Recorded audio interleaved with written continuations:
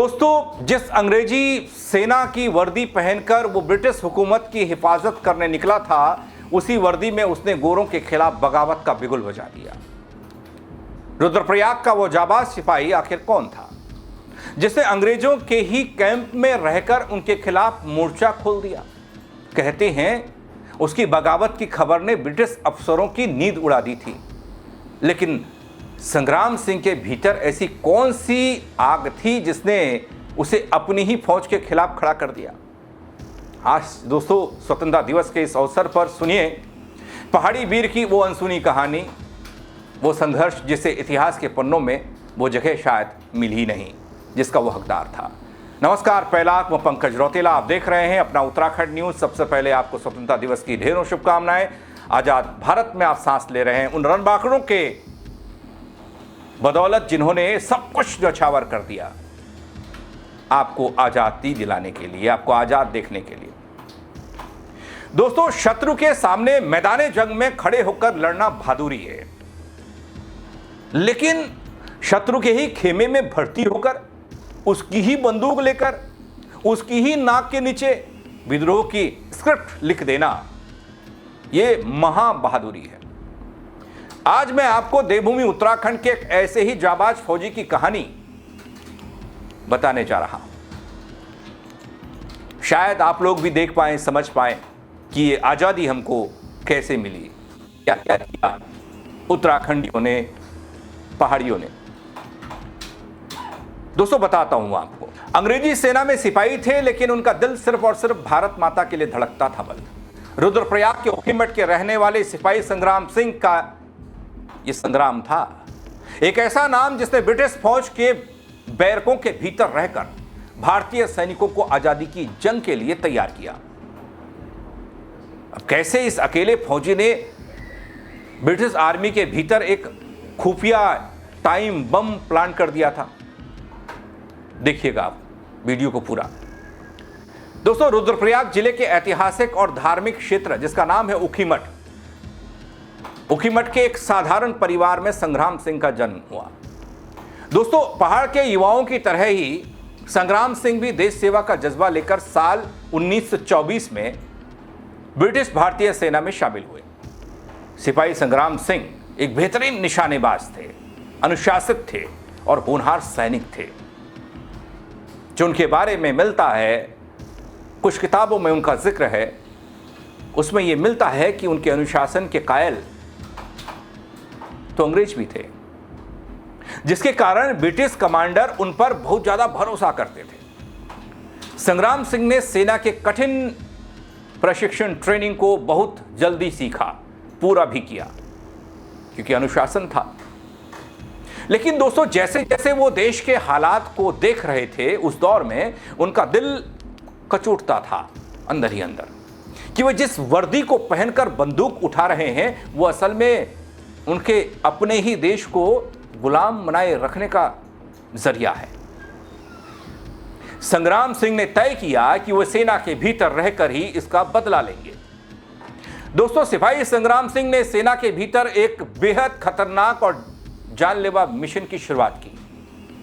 वे दिन भर तो अंग्रेजों के सामने पूरे मुस्तैदी से परेड करते थे, खड़े रहते थे, सैल्यूट करते थे, ठोकते थे सैल्यूट। लेकिन रात के अंधेरे में वो मिलिट्री बैरकों के भीतर भारतीय सैनिकों के कमरों में जा पहुंचते थे। वो सैनिकों को समझाते थे कि हम गोरों की चाकरी क्यों कर रहे हैं, हमारी बंदूकें हमारे देश की आजादी के लिए उठनी चाहिए। दोस्तों, सिपाही संग्राम सिंह चोरी छिपे सैनिकों के बीच महात्मा गांधी के भाषण, सुभाष चंद्र बोस की आजाद हिंद फौज की खबरें और देशभक्ति के पर्चे बांटने लगे थे। देखते ही देखते संग्राम सिंह ने अंग्रेजी सेना के भीतर ही राष्ट्रभक्त सैनिकों का एक मजबूत और खुफिया नेटवर्क तैयार कर लिया था, जो सिर्फ एक इशारे पर अंग्रेजों के खिलाफ हथियार उठाने को तैयार था। लेकिन दोस्तों, इतिहास गवाह है, जब जब देश में कोई बड़ी क्रांति होने वाली होती है, कोई बड़ी बात होने वाली होती है, कोई ना कोई गद्दार सामने आ ही जाता है। संग्राम सिंह के इस बढ़ते खुफिया नेटवर्क की भनक ब्रिटिश मिलिट्री इंटेलिजेंस को लग गई। कोई गद्दार था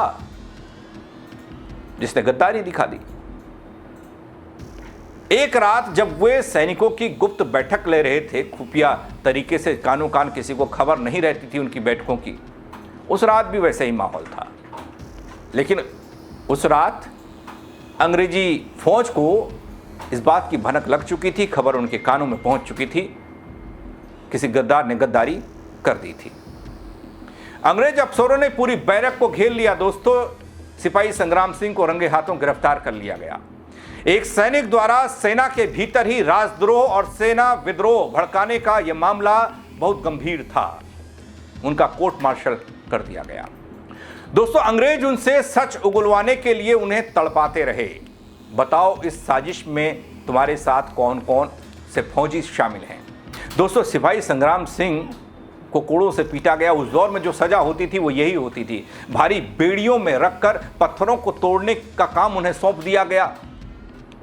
लेकिन संग्राम सिंह ने अपने किसी साथी का नाम नहीं बताया।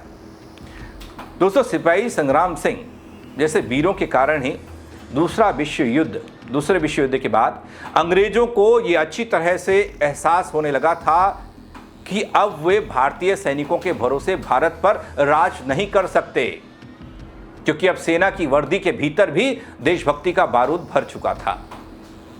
संग्राम सिंह जैसे लोग भर चुके थे तब तक, और यही वो डर था जिसने अंग्रेजों को भारत छोड़ने पर शायद मजबूर कर दिया। अलग अलग किस्से आज़ादी के हैं, अलग अलग किस्से आज़ादी की लड़ाई के हैं। देश की आज़ादी के बाद संग्राम सिंह अपने गांव लौट आए, गुमनामी में जीवन जिया, इसलिए उनको ज़्यादा लोग जानते नहीं, उनका प्रचार प्रसार नहीं हुआ। अब मुझे ये भी जानकारी नहीं कि कहीं उनका कोई बुत, कोई स्टैचू लगा हो जहां पर उन्हें श्रद्धांजलि दी जाती हो, उनके गांव में या कहीं पर। लेकिन उनका ये योगदान, संग्राम सिंह का ये योगदान किसी भी बड़े आंदोलन से कम नहीं था दोस्तों, जिसने सीधे दुश्मन के किले के भीतर जाकर सुरंग खोद दी। वर्दी पहनकर देश के भीतर ही क्रांति का चक्रव्यूह रचने वाले सिपाही संग्राम सिंह की यह दास्तां हर हिंदुस्तानी के रोंगटों को खड़े करने वाली है। स्वतंत्रता दिवस के इस पावन मौके पर इस जाबाज सैनिक को कोटि कोटि नमन और सैल्यूट। आपको देवभूमि के वीरों की वीर गाथा कैसी लगती है दोस्तों? क्या कहेंगे आप? कुछ लोग कमेंट करके बहुत सारी बातें बता रहे हैं, अपनी राय दीजिएगा। आज की लड़ाई और उस दौर की लड़ाई में जमीन आसमान का फर्क था दोस्तों। आज भी आंदोलन आप देखते हैं, आज आप प्रदर्शन देखते हैं, अपनी मांगों को लेकर तरह तरह की चीज़ें आपको देखने को मिलती हैं। लेकिन उस दौर में तो कुछ बचा ही नहीं किसी के पास। जितनी भी वीरों की वीर गाथा मैंने आपको बताई है, दिखाई है, दिखा रहा हूं, उन सब के इतिहास को खंगालिएगा तो उनके पास कुछ भी नहीं है। उनके जो वंशज हैं वो उसी हालत में, उससे भी बदतर हालत में आज हैं। पता ही नहीं है बल उत्तराखंड के लोगों को, युवाओं को, कि संग्राम सिंह कौन थे।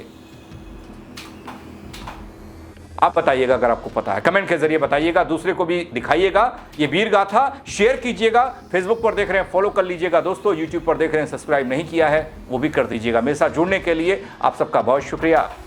जय उत्तराखंड।